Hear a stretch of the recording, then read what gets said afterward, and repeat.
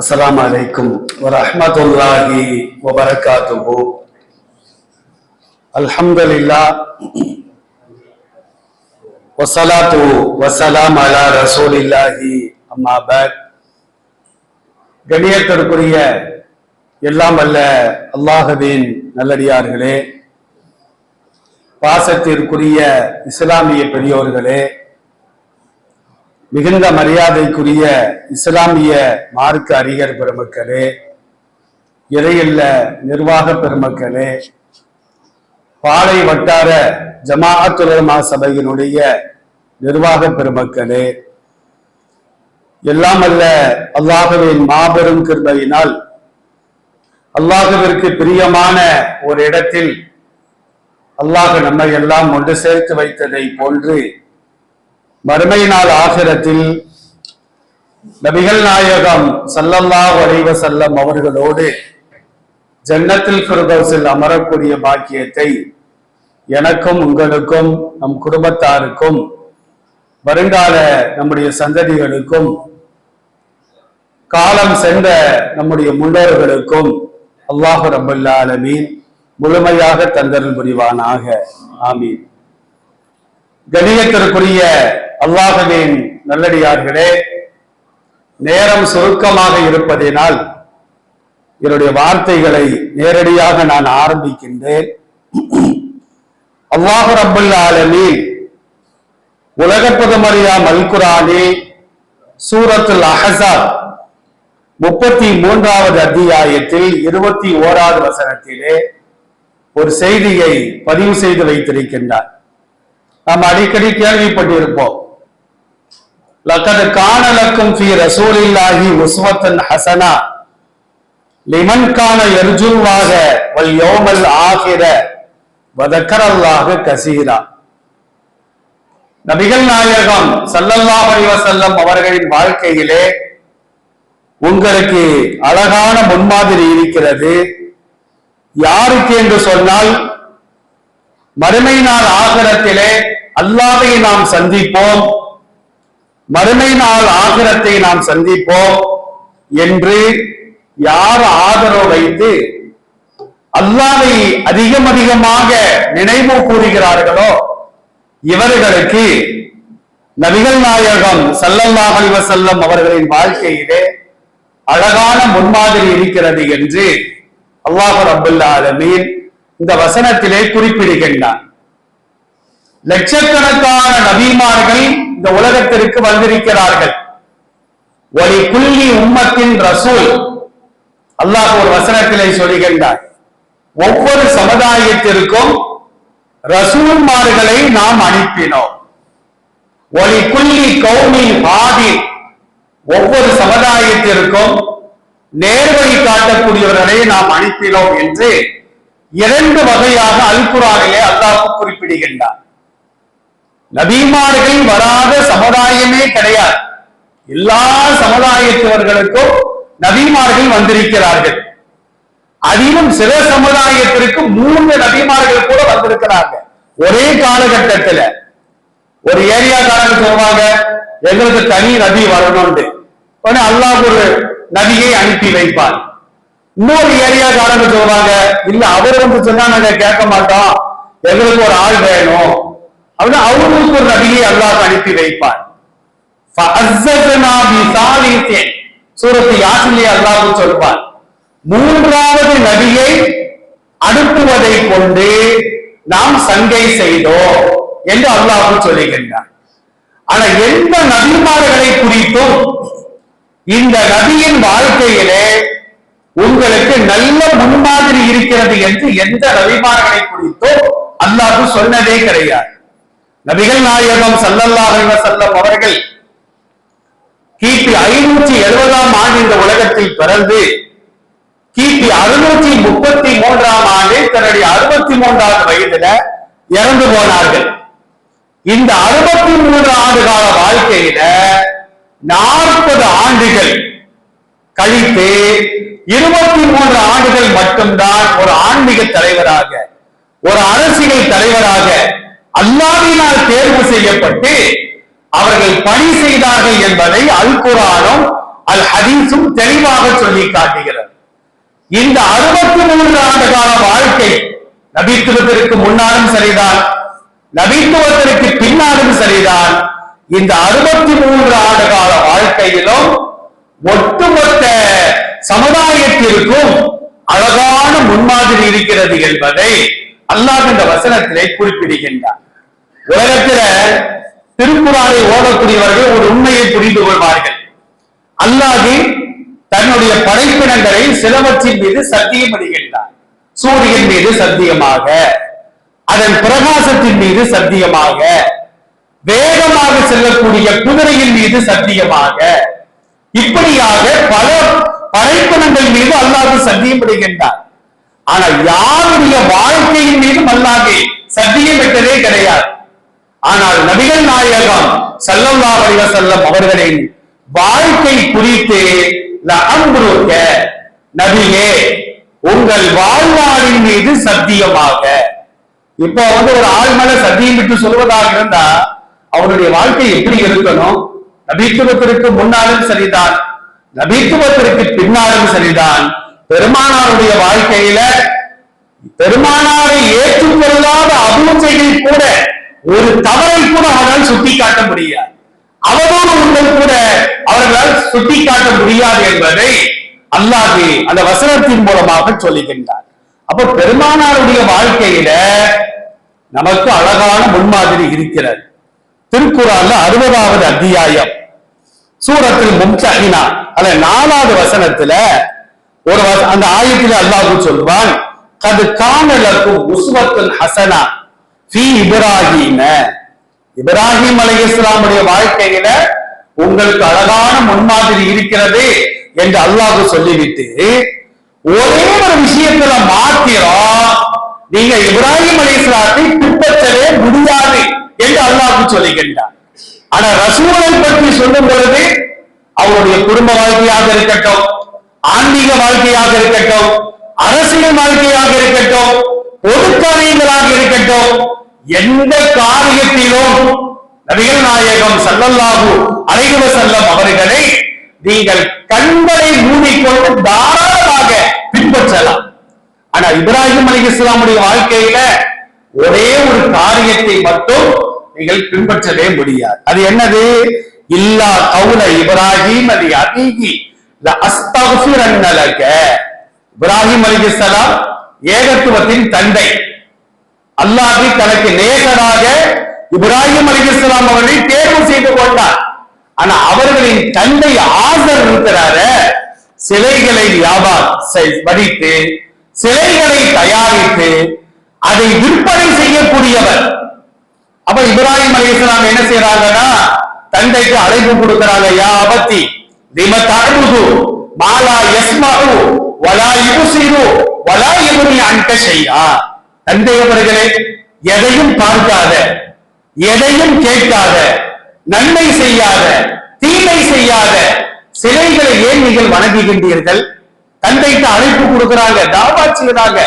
இப்ப நானும் நீங்களும் வெளியே போய் தாவா செய்வதை விட நம்ம குடும்பத்துக்குள்ளாலே ஒரு தப்பு நடக்குதுன்னா முதல்ல அதைத்தான் நம்ம தட்டி கேட்கணும். நபி ஸல்லல்லாஹு அலைஹி வஸல்லம் அவர்கள் நபியாக ஆக்கப்பட்ட உடனே வெளியே போய் தாவா செய்யுங்கன்னு சொல்லல, அஷீரத்தக்கல் அக்ரபீன். நபியே உங்களுடைய நெருங்கிய உறவுகளுக்கு நீங்கள் எச்சரிக்கை செய்யுங்கள். அப்பதான் நபி ஸல்லல்லாஹு அலைஹி வஸல்லம் தன் உறவுகளை எல்லாம் அழைத்தார்கள். ஒரு மலைக்கு மேல ஏறினாங்க. இந்த மலைக்கு பின்னால ஒரு கூட்டம் உங்களை தாக்க வருதுன்னு சொன்னா நீங்க நம்புவீங்களான்னு கேட்டாங்க. முகம்மதே நாங்கள் தாராளமாக நம்புவோம்.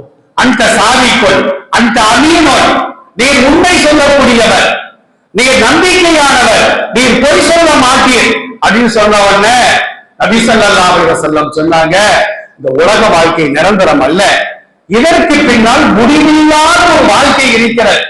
அந்த வாழ்க்கையில் நீங்கள் வெற்றி பெற வேண்டுமானால் லா இலாஹ இல்லல்லாஹ் முஹம்மது ரசூலுல்லாஹ் அந்த கலிமாவை நீங்கள் சொல்ல வேண்டும்.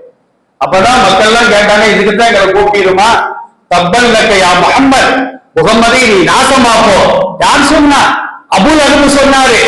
அல்லாஹ் என்ன செஞ்சான்? நீ இப்படியாடா சொல்ற, உலகம் உள்ளளவும் ஒவ்வொரு முஸ்லிம்களின் வாயினாலும் நீ சபிக்கப்பட வேண்டும் அப்படின்னு சொல்லிதான் அல்லாஹ் தப்பத்தியதா அபீலகபின் தப்ப மா அகுனா அன்பு மாலுகு ஒமா கசப் அப்படிங்கிற அத்தியாயத்தை இறக்கி வைத்தார் என்பதை சகீகான ஹதீஸ்களின் மூலமாக நாம் கேள்விப்பட்டு வருகின்றோம். அதனால நம்ம குடும்பத்துல மனைவி தொழுகலையா நம்ம சொல்லணும், பிள்ளைகள் தொழுகலையா பெற்றோர்கள் சொல்லணும். நாம என்ன நினைக்கிறோம், மனைவி தானே பிள்ளைகள் தானே அப்படின்னு நம்ம விட்டு விடுகின்றோம். நபி ஸல்லல்லாஹு அலைஹி வஸல்லம் சொல்வார்கள், சில நபர்கள் மறுமையினால் ஆখিরাத்தில் அல்லாஹ் அவர்களை அருள் கூர்ந்து பார்க்க மாட்டார். அந்த நபர்களில் ஒருவர் யார் என்றால் தையூஸ் என்று சொன்னார்கள். சஹாபாக்கள் யார சொல்லலாம், தையூஸ்ங்கிற வார்த்தை பொதுவா அரபியா இருக்குது, அதுக்கு என்ன பொருள் அப்படின்னு கேட்கும் பொழுது நபி ஸல்லல்லாஹு அலைஹி வஸல்லம் சொன்னார்கள், குடும்பத்தின் தலைவர் குடும்பத்தில் நடைபெறக்கூடிய தவறுகளை கண்டும் காணாமல் இருந்தால் அவருக்கு பேர் தான் தையூஸ்.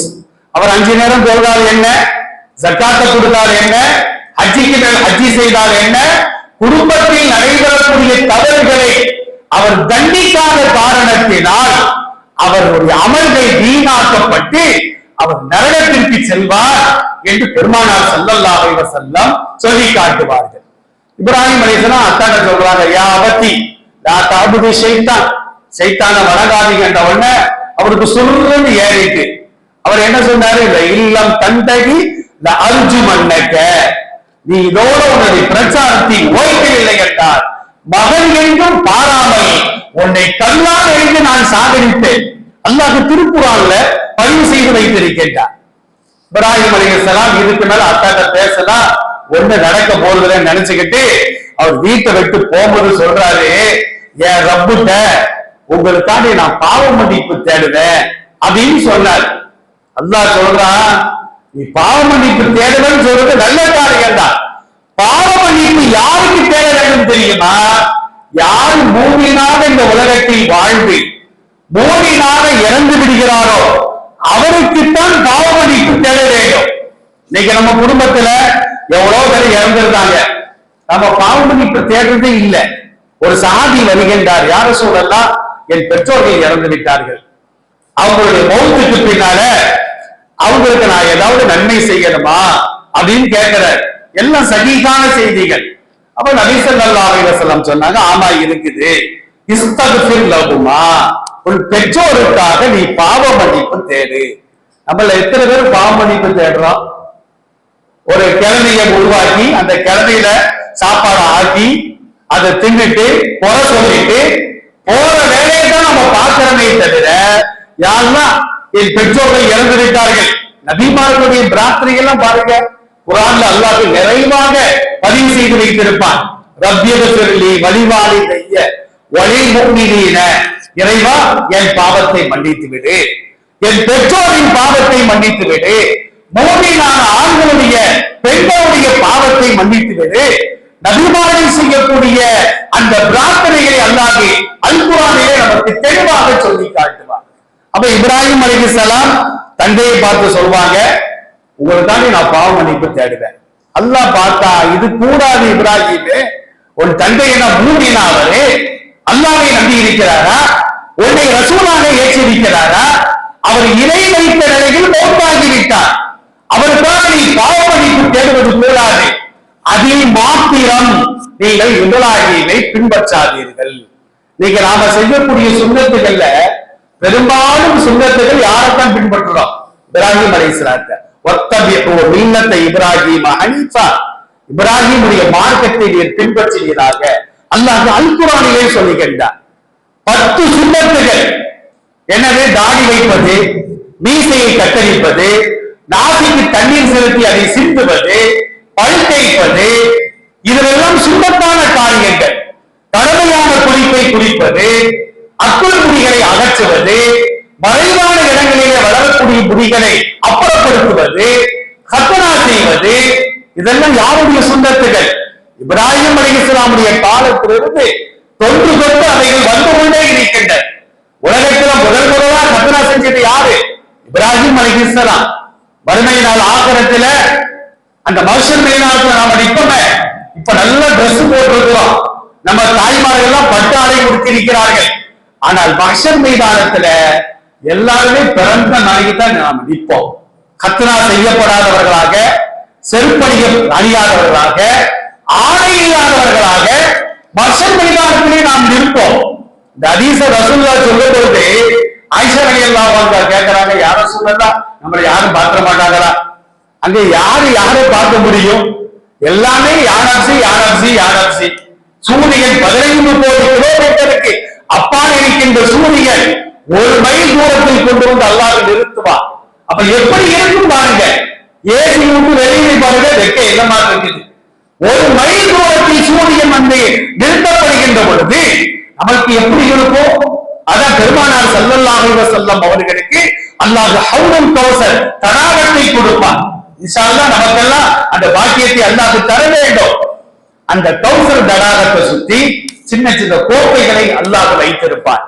நபிகள் நாயகம் ஸல்லல்லாஹு அலைஹி வஸல்லம் சொல்வார்கள், அந்த கோப்பைகள் வானத்து தாரகைகளை போன்று நட்சத்திரங்களை போன்று இருக்கும் என்று சொன்னார்கள்.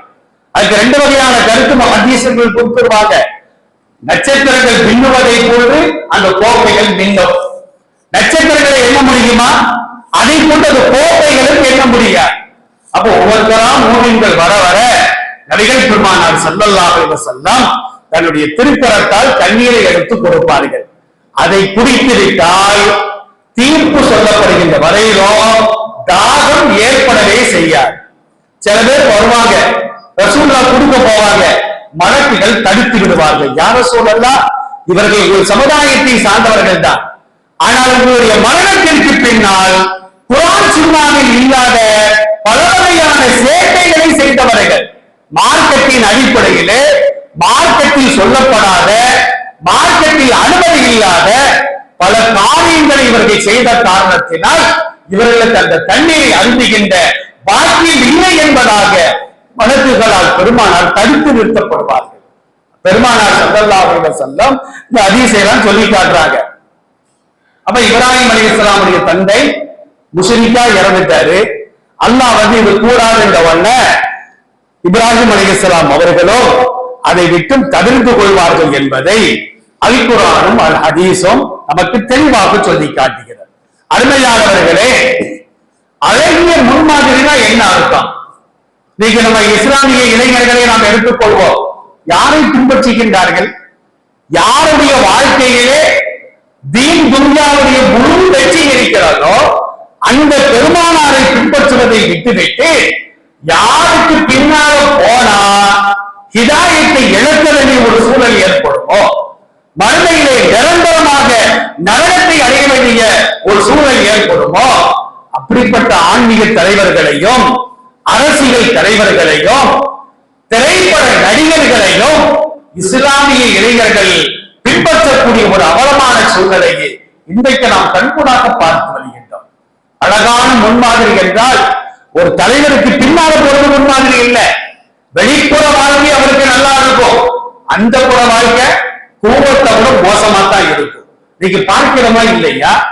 சமீபத்திலே ஒரு மேடையிலே ஒரு இசையமைப்பாளர் ஒரு நடிகர் 2 பேரும் பேசிக்கிறாங்க. அந்த இசையமைப்பாளர் என்ன சொல்றாரு? நானும் இவரும் சின்ன பிள்ளையில தண்ணி அடிச்சோம். மேடையில சொல்றாரு, அவருக்கு பின்னால் நாம் சென்றால் எங்க தலைவர் தண்ணி போட்டாரு, எங்க தலைவர் சின்ன வீடு வச்சுக்கிட்டாரு, நானும் வச்சுக்கிறேன், தண்ணி அடிப்பேன். இப்படித்தானே சொல்ல வேண்டிய ஒரு சூழ்நிலை ஏற்படும். இன்னைக்கு இஸ்லாமிய இளைஞர்கள் திடீர்னு தாடி வைக்கிறாங்க. கேட்டா எங்க தளபதி தாடி வச்சிருக்கிறாரு, எங்க தளபதி இப்படி ஹேர் ஸ்டைல் பண்ணி இருக்கிறாரு, அவர் அப்படி ட்ரெஸ் பண்றாரு. ஏன்டா அழகான ஒரு முன்மாதிரிய இந்த சமுதாயத்திற்கு அல்லாஹ் நாம கேட்காமலேயே தந்திருக்கிறான அந்த முஹம்மது ஸல்லல்லாஹு அலைஹி வஸல்லம் அவர்களை நாம் பின்பற்றினால் இந்த உலகத்திலும் நிரந்தரமான அந்த மறுமை நாள் ஆகிரத்திலும் நல்ல வாழ்க்கையை வாழலாமான்னு கேட்டா அது பின்னால பார்த்துக்கிடுவோம். எப்போ? வயசான பின்னால. வயசான வரைக்கும் நம்ம வாழ்வோமா? யாருக்காவது உத்தரவாதம் இருக்கிறதா? நாம தயாரிக்கிற பொருளுக்கு உத்தரவாதம் நாம கொடுக்கிறோம். இந்த பில்டிங் 100 வருஷம் இருக்குது, ஆனா அந்த இன்ஜினியருக்கு எத்தனை வருஷம் யாராவது சொல்ல முடியுமா? சுலைமான் அலைஹிஸ்ஸலாம் பைத்துல் முகத்தஸை கெட்டுறாங்க. அல்லாஹ் அவர்களை கொண்டு அந்த கட்டடத்தை முழுமையாக வேண்டும் என்று அல்லாஹ் நாடுகின்றார். ஜின்கள்லாம் சேர்ந்து கெட்டிக்கிட்டு இருக்குது. கெட்ட போது ஒரு மௌத்தா போயிட்டார். அல் குர்ஆன் சொல்லி காட்டுகிறது. ஆனா மௌத்தா போயும் அவர் கீழே விழாம கம்ப ஊழிக்கிட்டே நிக்கிறாங்க. சுலைமான் அலைஹிஸ்ஸலாம் பில்டிங் எல்லாம் கெட்டி முடிச்ச உடனே இந்த கம்ப கரையான் அரிக்குது, கீழே விழுறாரு. அவ ஜின்கள்லாம் பேசிக்கிட்டான், இவரு இன்னைக்கு நேரத்து இறக்கல, போன மாசம் மௌத்தா போயிருக்காரு இவரு. அந்த கரையை அரைச்சதை பார்த்து சொல்றாங்களா, இது அப்பவே தெரிஞ்ச வேலையை விட்டு ஓடி இருக்கலாமே என்று சொன்னதாக அல் குர்ஆனிலே அல்லாஹ் பதிவு செய்து வைத்திருக்கின்றார். அப்ப அழகான முன்மாதிரி அப்படின்னா நாம யாரை முன்மாதிரியாக ஆக்குகின்றோமோ அவர் எப்படி தொழுதார், எப்படி குடும்ப வாழ்க்கையை நடத்தினார், எப்படி அல்லாஹ்விற்கு அவர் கட்டுப்பட்டார், இதுதான் உண்மையான முன்மாதிரி. நபிகள் நாயகம் ஸல்லல்லாஹு அலைஹி வஸல்லம் அவர்கள் பிறந்ததிலிருந்து இறக்கின்ற வரையிலும் அவர்கள் செய்த ஒவ்வொரு காரியங்களும் ஹதீஸ்களிலே தெளிவாக பதிவு செய்யப்படுகிறது. ரசூல் ஸல்லல்லாஹு அலைஹி வஸல்லம் எதை பிரியப்பட்டார்கள், எதை வெறுத்தார்கள், எப்படி தொழுதார்கள், எப்படி ஹஜ் செய்தார்கள், எப்படி நோன்பு வைத்தார்கள், எப்படி அந்த உம்ராக்களை செய்தார்கள், எப்படி அவர்கள் ஒளி செய்தார்கள், கடமையான குளிப்பை குளித்தார்கள், எப்படி செருப்பணிந்தார்கள், ஆடை அணிந்தார்கள், எப்படி தூங்கினார்கள், எப்படி பேசினார்கள், எல்லாவற்றிற்கும் ஹதீஸ்கள்ல நமக்கு ஆதாரம் இருக்கிறது. மனைவிமார்களோடு எப்படி நடந்து கொண்டார்கள், தான் பெற்ற பிள்ளைகளோடு எப்படி நடந்து கொண்டார்கள், பேரம்பேட்டிகளோடு எப்படி நடந்து கொண்டார்கள், இதுதாங்க அழகான முன்மாதிரி. நம்ம குடும்பம் சந்தோஷமா இருக்கணும் அப்படின்னா ரசூலுல்லாஹ்வுடைய குடும்ப வாழ்க்கையை நாம் திறந்து பார்க்க வேண்டும்.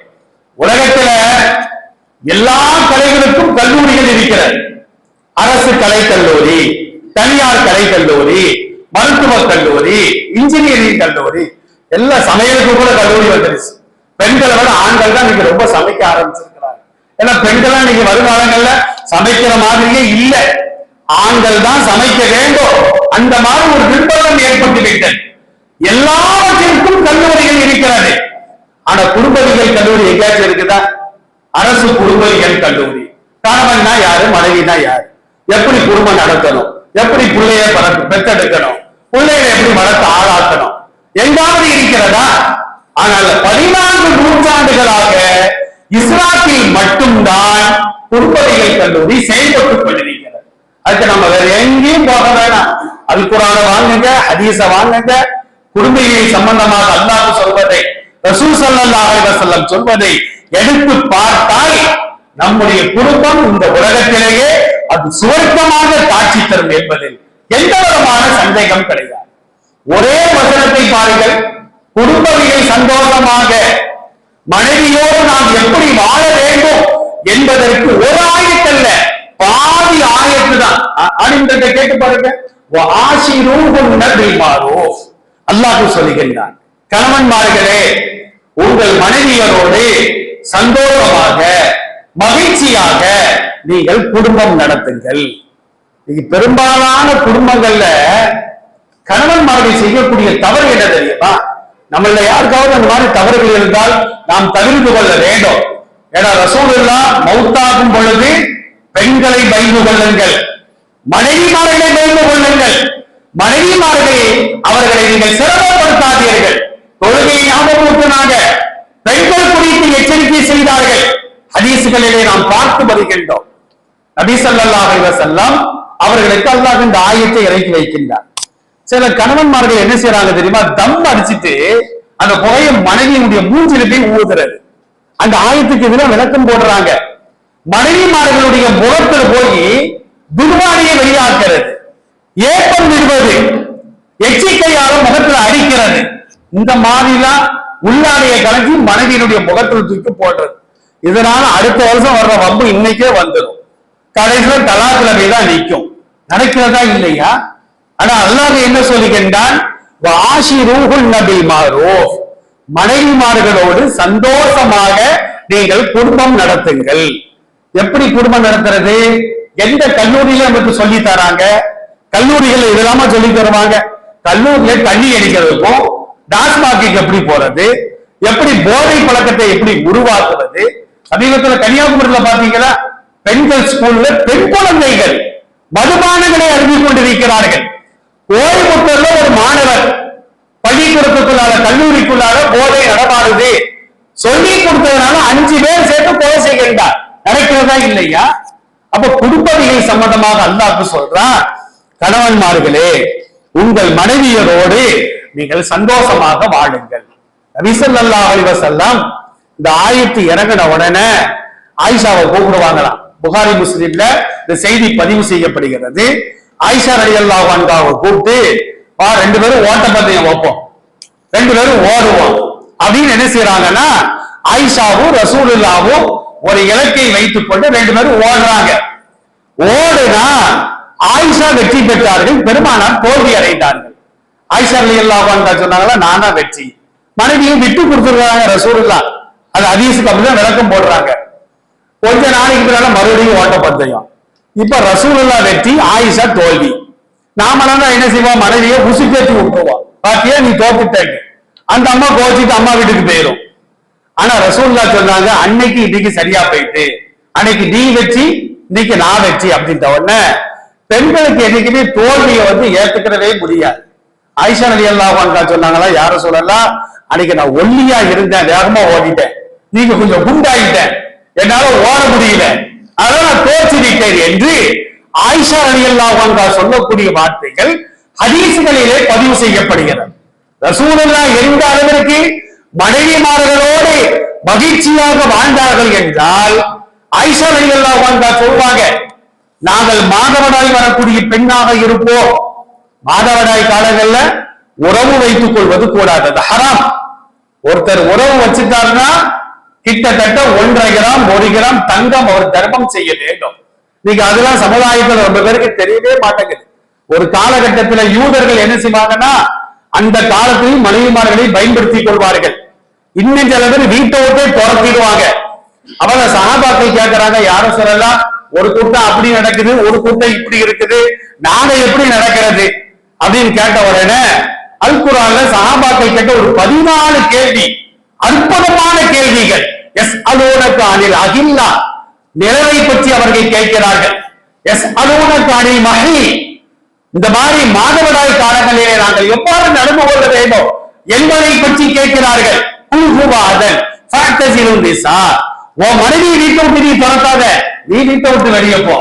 கணவன்மார்களுக்கு அல்லாஹ் சொல்லுகின்றார், மனைவியோடு படுத்துக்கலாம், அவ சமைச்சா சாப்பிட்டுக்கலாம், அவ பிச்சை வச்ச சாப்பாடை நாம சாப்பிட்டுக்கலாம், ஆனால் உறவு மாத்திரம் வைப்பது கூடாது. ஏன்னா குல்ஹுவாதன், அவர்களுக்கு வேதனையான ஒரு காலகட்டம் என்று அல்லாஹ் சொல்லுகின்றார். ஆயிஷா ரலியல்லாஹு அன்ஹா சொல்றாங்க, நான் மாதவிடாய் வரக்கூடிய பெண்ணாக இருப்பேன், ரசூலுல்லாஹ் எனக்கு உறுதுணையாக இருப்பார்கள், நான் பால் ஒரு டம்ளர்ல பால் குடிப்பேன், மீத பாலை ரசூலுல்லாஹ்க்கு நான் கொடுப்பேன், நான் எந்த இடத்தில் வாய் வைத்து குடித்தேனோ அதே இடத்தில் பெருமானார் வாய் வைத்து குடிப்பார்கள். நீங்க என்ன சொல்றோம், தீட்டு வந்தா தாயின்னு பாக்குறது இல்ல, தாரன்னு பாக்குறது இல்ல, மகளன்னு பாக்குறது இல்ல, கொல்லைப்புறத்துல போய் உட்கார வச்சு அவங்களுக்கு தனி டம்ளர், தனி தட்டு, தனி படுக்கை, வீட்டுக்குள்ளால் வந்தால் தீட்டு என்று சொல்வார்கள். ஏன்னா அந்த தீட்டு வரக்கூடிய வழி வழியாத்தான் நீ பிறந்த, அப்ப நீ தீட்டு கிடையாதா அப்படின்னு கேட்டா அதுக்கு பதிலே சொல்ல மாட்டார்கள். ஆயிஷா ரலியல்லாஹு அன்ஹா சொல்றாங்க, நான் என்ன செய்வேன்னா, இறைச்சி உள்ள ஒரு எலும்பை நான் கடிப்பேன், அந்த இறைச்சி இருக்கும், ரசூலுல்லாஹ்ட்ட நான் கொடுப்பேன், எந்த இடத்தில் நான் வாய் வைத்து அந்த இறைச்சியை கடித்தேனோ அதே இடத்தில் பெருமானார் வாய் வைத்து கடிப்பார்கள். இன்னைக்கு என்ன நடக்குது, இஸ்லாமிய சமூகத்திலேயே மார்க்கத்தை புரியாத காரணத்தினால் சில ஆண்கள் மனைவியை தனியா உட்கார வைக்கிறாங்க. அது மாபெரிய குற்றம், குர்ஆனுக்கும் சுன்னாவிற்கும் அது மாறு செய்யக்கூடிய மாபெரிய ஒரு குற்றம் என்பதை அல் குர்ஆனும் ஹதீஸும் நமக்கு தெளிவாக சொல்லி காட்டும். ஆயிஷா ரலியல்லாஹு அன்ஹா சொல்றாங்க, நான் மாதவிடாய் காலத்தில் பெருமானார் என்னோடு படுத்துக் கொள்வார்கள், என்னுடைய ரத்தம் கூட பெருமானாருடைய ஆடையில் பட்டுவிடும்.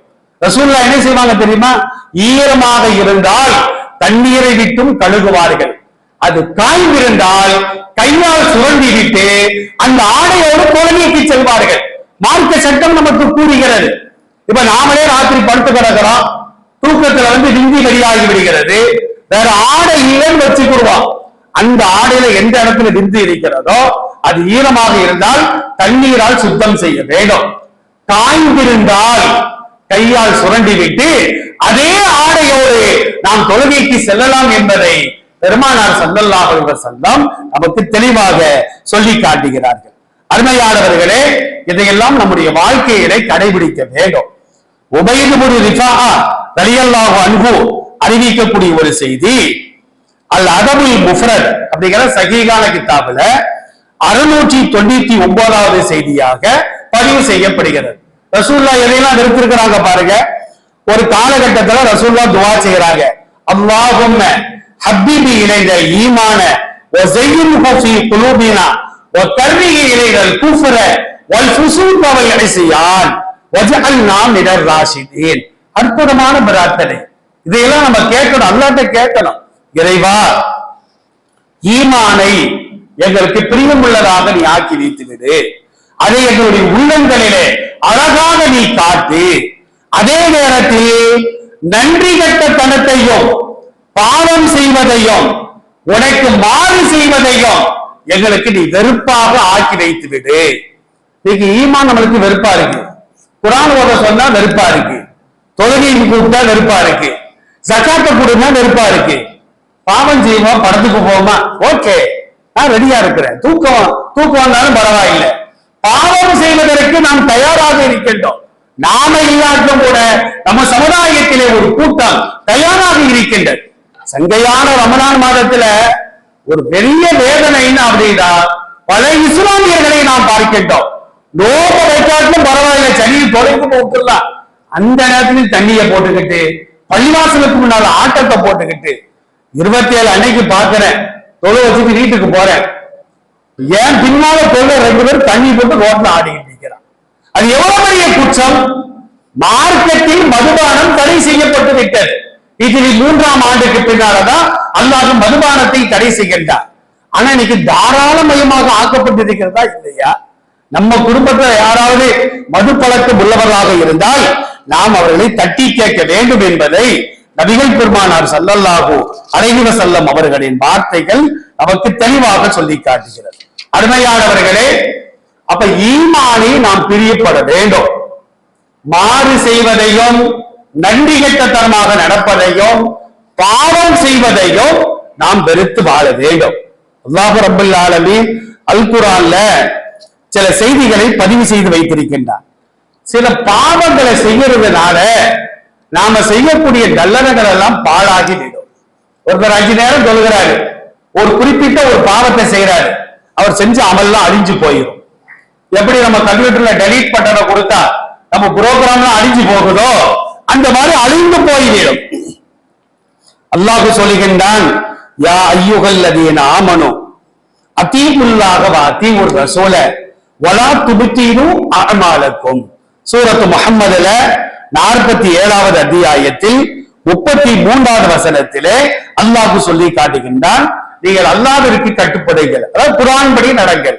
அதீஉர் ரசூல, ரசூலுக்கு நீங்கள் கட்டுப்படுங்கள், அதாவது ஹதீஸின் அடிப்படையிலே வாழுங்கள். இந்த 2க்கு நீங்க மாறு செய்தால் நீங்கள் செய்த நல்லறங்கள் எல்லாம் பாழாகிவிடும். ரசூலுக்கு மாறு செஞ்சா, அல்லாஹ்வுக்கு மாறு செய்தா 5 நேரம் தொழுகிறோம், வட்டி வாங்குறோம், அமல் பாழாகிவிடும். 5 நேரம் தொழுகிறோம், மதுபானம் அருந்துகின்றோம், அமல் பாழாகிவிடும். 5 நேரம் தொழுகின்றோம், புறம் பேசுகின்றோம், அமல்கள் பாழாகிவிடும். அல்லாஹ் சொல்லுகின்றான். 2வது என்ன அப்படின்னா, அல்லாஹ்விற்கு இணை வைத்தால் நம்முடைய அமல்கள் பாழாகிவிடும். அல்லாஹ் பாதுகாக்க வேண்டும். அல்லாஹ் மன்னிக்காத ஒரு குற்றம் உலகத்தில் இருக்குமானால் அது இணை வைத்தல் மட்டும்தான். ஒரு ஆளு எல்லா பாவத்தையும் பண்றாரு, மன்னிப்பே கேட்கல, மௌத்தா போயிட்டார் அப்படின்னா சிறுக்கை தவிர மற்ற பாவங்களை அல்லாஹ் நாடியவர்களுக்கு மன்னிப்பான். ஆனா எதை மன்னிக்க மாட்டான்?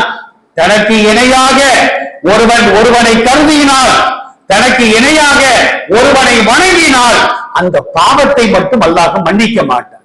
ஒரு ஊர்ல ஒரு செல்வந்தர் இருக்கிறார், அவருக்கு போட்டியா 100 ஆறு உருவாக வச்சுக்கிடுவான். அந்த முதல் செல்வந்தருக்கு பிடிக்காதுங்க. ஒரு கல்லூரி நம்ம மாவட்டத்தில் நடந்த ஒரு காரியம், ஒரு கல்லூரி சிறப்பாக நடைபெறுகிறது. இன்னொருத்தர் ஒரு கல்லூரியை உருவாக்குறாரு. நடந்துச்சா இல்லையா? எனக்கு போட்டியா நீ கல்லூரியை உருவாக்குறியா? சாதாரண ஒரு கல்லூரிக்கு இவ்வளவு பெரிய ரோஷம் அப்படின்னா, உலகத்திற்கே ரோஷத்தை தந்த அல்லாஹ் தனக்கு இணையாக ஒருவன் கற்பிக்கப்பட்டால், ஒருவன் வணங்கப்பட்டால் அல்லாஹ்வுக்கு ரோஷம் வருமா வராதா? அல்லாஹ் நிச்சயமாக அதை தண்டிப்பான். அந்த அவர் செய்த அமல்களை எல்லாம் பாழாக்கி விடுவான் என்பதாக அல் குர்ஆன் நமக்கு தெளிவாக சொல்லி காட்டும். ஒரு வசனத்தை பாருங்கள், சூரத்து ஸுமர் 39வது அத்தியாயம் 65, 66வது வசனம்.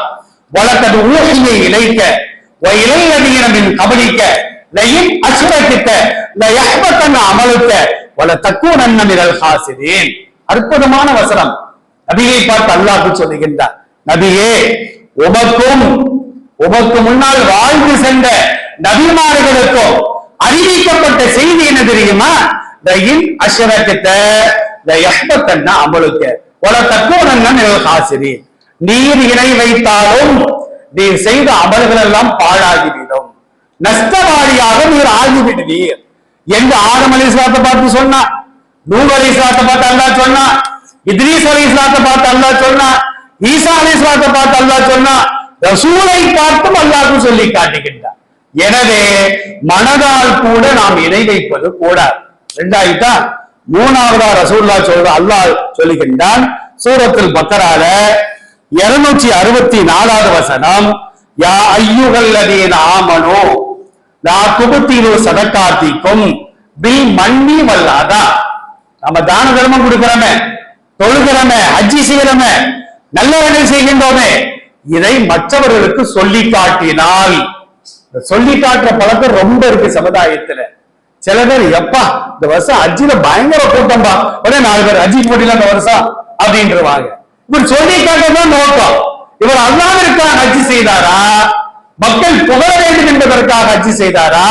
அல்லாஹ்விற்கு தெரியும். அதான் அல்லாஹ் திருக்குறான்ல, நீங்க தொழுதுங்க, நோன்பு வைங்க, ஜகாத்த கொடுங்கன்னு சொல்ற இறைவன் ஹஜ்ஜ மட்டும் சொல்லும் பொழுது அத்திமுல் ஹஜ்ஜ வல் உம்ரத்த லில்லாங்கிற வார்த்தை சேர்த்து அல்லாஹ் சொல்வான். இப்ப தொழுகையாளிகள் தங்கள் பேருக்கு முன்னால முசல்லி அப்படின்னு போட்டு தங்கள் பேரை போடுறது இல்லை. நோன்பாளிகள் அசாயிப் அப்படின்னு போட்டு அவருக்கு பேரை போடுறது இல்லை. ஆனா ஹஜ்ஜிக்கு போயிட்டு வந்தாங்கன்னா அல்ஹாஜ் போடுறாங்களா இல்லையா? அதுல சில பேர் வித்தியாசத்தை பாருங்க. ஒரு ஹஜ்ஜி பண்ணாருன்னா அவர் பேரு ஹாஜியா, 2 ஹஜ்ஜி பண்ணாருன்னா அல்ஹாஜா. நான் கேட்கிறேன், அப்ப 3 ஹஜ்ஜி செஞ்சாருன்னா அல்லல் ஹாஜா. சில பேர் 4 ஹஜ்ஜி செய்யறாங்க, அல்லல் பெரிய தொல்லையா போயிடும். இந்த ஹாஜி அல்ஹாஜிக்கு என்ன வித்தியாசம் தெரியுமா? அரபு இலக்கணத்துல ஹாஜி அப்படின்னா உலகத்தில் உள்ள எல்லா ஹாஜிகளையும் அது எடுத்துக்கொள்ளும். இந்த அல் அப்படிங்கிற வார்த்தை இருக்கிற குறிப்பு இல்லாத ஒன்றை குறிப்பாக்கி வைக்கும். அல்ஹாஜ் அப்படின்னா ஒருத்தரை மட்டும் தான் எடுத்துக்கிறோம். அதுக்குதான் இந்த வித்தியாசம். இன்னும் சில பேரு இன்சியலுக்கு முன்னால ஹாஜி போடுறதா, இன்சியலுக்கு பின்னால போடுறதா. இன்சியலுக்கு முன்னால போட்டா அவங்க அட்டை ஹாஜி செஞ்ச மாதிரி ஆகிருமா. அதனால அது இன்சியலுக்கு பின்னாலதான் ஒரு பேரோட சேர்த்து போடுறது. சில பேர் ஹாஜின்னு போடாம பள்ளியாசல் ரசீது போட்டா நான் துண்டு தர மாட்டேன்றாங்க, கல்யாணத்துக்கு வர மாட்டேன்றாங்க. ஏன்னா அல்லாஹ்வுக்காண்டி நம்ம ஹஜ்ஜி செய்யறோமா, மக்கள் புகழ வேண்டும் என்பதற்காக ஹஜ்ஜி செய்கின்றோமா? அதைத்தான் அல்லாஹ் சொல்லுகின்றான், யா அய்யுஹல்லதீன ஆமனூ லா துப்திலு ஸதகாத்திக்கும் பில் மன்னி வல் அதா. ஒரு ஆளுக்கு தர்மம் செஞ்சுட்டு ஒரு 10 குடம் தண்ணி எடுத்து வச்சுட்டு போ, நீ கொடுத்தது தர்மமா கூலியா? அல்லாஹ் அவன் தர்மத்தை ஏற்றுக்கிடுவானா? சில ஊர்ல பார்த்தா என்ன செய்வாங்க தெரியுமா? நாங்க பார்த்துட்டானா தைரியமா சொல்லலாம், சேண்டு வாங்கி போட்டா ரெக்கையில, அத தண்டுல, மேல ரெகுலேட்டர்ல மனைவி பேரு, பிள்ளைங்க பேரு, எல்லாரும் பேரையும் எழுதி வச்சிருவாங்க. சில பள்ளிவாசல் பார்த்தா டியூப் லைட்ல வெளிச்சமே கீழே வரமாட்டேங்குது, பேரை எழுதியே லைட்டை மறைச்சு வச்சுட்டாங்க. யாரு கொடுத்தது அப்படிங்கிற பேரை என்ன செய்வாங்கன்னா பதித்து வைப்பார்கள். இதெல்லாம் சொல்லி காட்டுது. நபி ஸல்லல்லாஹு அலைஹி வஸல்லம் சொன்னார்கள், அல் மன்னான், மன்னான் என்ன அர்த்தம்? சொல்லி காட்டக்கூடியவன். அல் முஸ்பிரு, கரண்டைக்கு கீழால் வேஷ்டியை தொங்கவிடக்கூடியவன். இவர்கள் எல்லாம் மறுமை நாள் ஆகிரத்துல சுவர்க்கத்தை பெற்றுக்கொள்ள முடியாது என்பதை நபிகள் நாயகம் ஸல்லல்லாஹு அலைஹி வஸல்லம் அவர்கள் தெளிவாக சொல்லி காட்டுகிறார்கள். அருமையானவர்களே, ஒரே ஒரு செய்தியை பாருங்க. நாம தொழுகையாளிகளாக இருக்கிறோம்.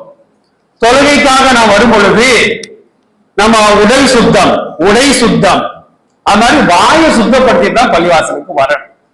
சில உணவுகளை எல்லாம் அல்லாஹ் ஹலாலாக்கி வைத்திருக்கிறான். வெங்காயம், பூண்டு, கருவாடு, இந்த மாதிரி துர்வாடை வரக்கூடிய அந்த பொருள்களை சாப்பிட்டு விட்டு பள்ளிவாசலுக்கு நீங்கள் தொழுகைக்கு வர வேண்டாம், தொழுகைக்கு வாங்கன்னு கூப்பிடுற ரசூலுல்லாஹ் இந்த மாதிரி பொருட்களை எல்லாம் சாப்பிட்டுட்டு நீங்க பள்ளிவாசலுக்கு வர வேண்டாம் அப்படின்னு தடுக்கிறாங்க. அதுக்காண்டி வெங்காயத்தை சாப்பிட்டு நான் தொழ மாட்டேன்னு சொல்லக்கூடாது. நல்ல வாயை சுத்தப்படுத்திட்டு தான் பள்ளிவாசலுக்கு தொழுகைக்கு வர வேண்டும். ஏன்னா அந்த மாதிரி ஒருத்தர் வெங்காயத்தை தின்னுட்டு இந்த வரை ஏசி போட்டு டோர் எல்லாம் க்ளோஸ் பண்ணிருக்கீங்களா, ஏப்ப விட்டாருன்னா பள்ளிவாசலே நாரும் இல்லையா? அதனால ரசூலுல்லாஹ் என்ன சொல்றாங்கன்னா, முகைரத் இப்னு ஷுஅபா ரலியல்லாஹு அன்ஹு அறிவிக்கக்கூடிய செய்தி அபூதாவுதுல 3828வது செய்தியாக பதிவு செய்யப்படுகிறது. அகல்து சூமன், சூமனா பூண்டுன்னு அர்த்தம். ஃபஅதைது முஸல்லன் நபிய ஸல்லல்லாஹு அலைஹி வஸல்லம், ரசூலுல்லாஹ் தொழுகை நடத்தும் பொழுது பள்ளிவாசலுக்கு நான் வந்தேன். ஒரு ரக்காத்து முடிஞ்சிருச்சு, நான் வந்து சேர்ந்துட்டேன். ஆனா என் வாயில உள்ள குருவாட ரசூலுல்லாஹ்வுடைய மூக்குக்கு போகுது. அப்ப ரசூலுல்லாஹ் சொன்னாங்க, இந்த மண் அக்கல மின் ஹாதிஹி ஷஜரதி ஃபலா யக்ரபன்ன முஸல்லானா ஹத்தா யதுகப ரீஹுஹா. ரசூலுல்லாஹ் அழகாக சொன்னார்கள், இந்த மாதிரி யாராவது நாற்றம் வலிக்கக்கூடிய அந்த பொருட்களை சாப்பிட்டால் வாயை சுத்தப்படுத்தி விட்டு தான் பள்ளிவாசலுக்கு வர வேண்டும். இது ஆண்களுக்கும் பொருந்தும், பெண்களுக்கும் பொருந்தும். நம்ம பக்கத்துல ஒருத்தர் ஏப்ப விட்டாருன்னா சண்டான இப்படி ஏப்ப விட்டு மூக்கை கெடுக்கிறாங்க, நம்ம திட்டுவோம். நாம திட்டுறோமோ இல்லையோ மலக்குகள் திட்டுவார்கள். கிராமன் காத்திபி என்று சொல்லப்படக்கூடிய கண்ணியமான எழுத்தாளர்கள், கிராமன் காத்திபின்னா நம்ம அதை கூட தப்பா தான் வழங்கி வச்சிருக்கிறோம். வலது பக்கம் கிராமன், இடது பக்கம் காத்திபி. கிராமன் காத்திபின் அப்படின்னா என்ன அர்த்தம்? கிராம் அப்படிங்கிற வார்த்தை, காத்திபிங்கிற வார்த்தை பன்மையான வார்த்தைகள். கரீமுடைய பண்பதான் கிராம், காத்திபுடைய பண்பதான் காத்திபீன்.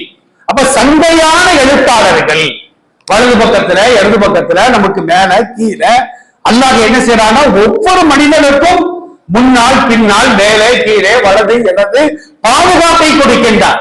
அந்த பாதுகாப்பிற்குரிய மலக்குகள் நம்ம வாயிலிருந்து துர்வாட வந்தா நம்மை திட்டிக் கொண்டே இருப்பார்கள் என்று நபி ஸல்லல்லாஹு அலைஹி வஸல்லம் அவர்கள் தெளிவாக சொல்வார்கள். அருமையானவர்களே, சில பேர் சஜிதாவுக்கு போகும்போது என்ன செய்யறாங்கன்னா, அந்த சஜிதா தொழுகையில சஜிதாவுக்கு போகும்போது அந்த சஜிதா நெத்தி வைக்கிற இடத்துல உள்ள மண்ணை தட்டிக்கிட்டே இருப்பாங்க.